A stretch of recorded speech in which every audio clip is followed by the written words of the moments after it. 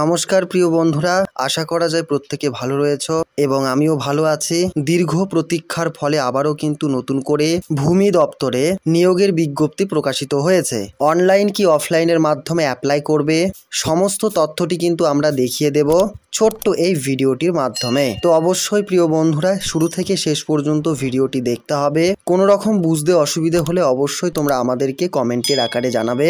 এছাড়াও প্রিয় বন্ধুরা তোমরা কোন জেলা থেকে আমাদের এই ভিডিওগুলি দেখছো সেই জেলার নাম লিখে জানাতেও কিন্তু একদমই ভুলবে না।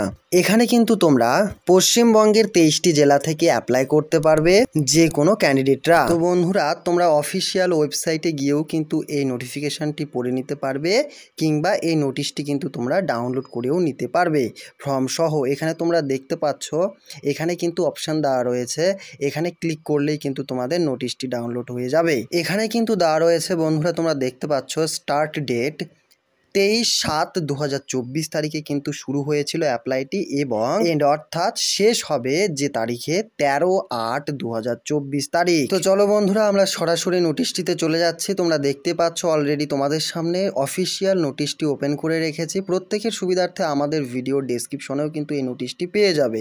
এখানে তোমরা দেখতে পাচ্ছ government of West Bengal office of the district land ডিপার্টমেন্টে কিন্তু তোমাদের নিয়োগ চলছে। মুর্শিদাবাদ থেকে কিন্তু এই বিজ্ঞপ্তিটি প্রকাশিত হয়েছে। এখানে কিন্তু পশ্চিমবঙ্গের 23টি জেলা থেকেও কিন্তু ছেলেমেয়েরা অ্যাপ্লাই করতে পারবে।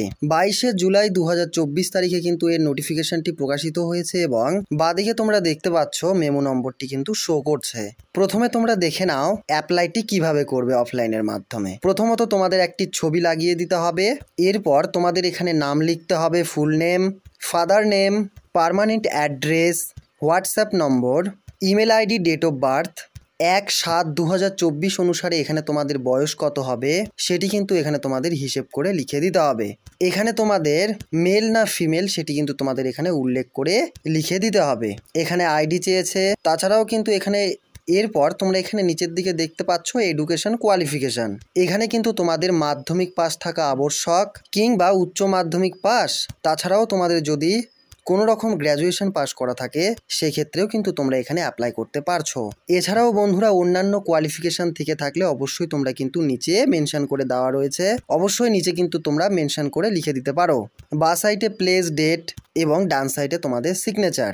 নিচের যে কপিটি রয়েছে এখানে কিন্তু তোমাদের কোনো রকম লেখা লিখতে হবে না, এটি কিন্তু তারা অর্থাৎ অফিসের তরফ থেকে তারাই কিন্তু লিখে দেবে, ঠিক আছে। নিচের ফর্ম কপিটিতে কিন্তু কোনো রকম লেখা লিখবে না। এই গেল সম্পূর্ণ অ্যাপ্লাই প্রসেস। অ্যাপ্লাই কোনো রকম সমস্যা হলে অবশ্যই তোমরা আমাদেরকে কমেন্টের আকারে জানাতে পারো। এখানে কিন্তু কন্ট্রাকচুয়াল বেসিসে নিয়োগ করানো হবে ডাটা এন্ট্রি অপারেটর পদে। এখানে কিন্তু 3 বছরের জন্য নিয়োগ করানো হচ্ছে। 21 বছর বয়স থেকে 35 বছর বয়স হলে তোমরা এখানে অ্যাপ্লাই করতে পারবে এবং অবশ্যই তোমরা কিন্তু এই নোটিফিকেশনটি একবার দেখে নেবে। এখানে কিন্তু তোমাদের কম্পিউটার শিখে থাকা আবশ্যক কিংবা জানতে হবে। 11,000 টাকা করে কিন্তু এখানে তোমাদের পার মান্থ বেতন হবে, যা কিন্তু এখানে মেনশন করা রয়েছে।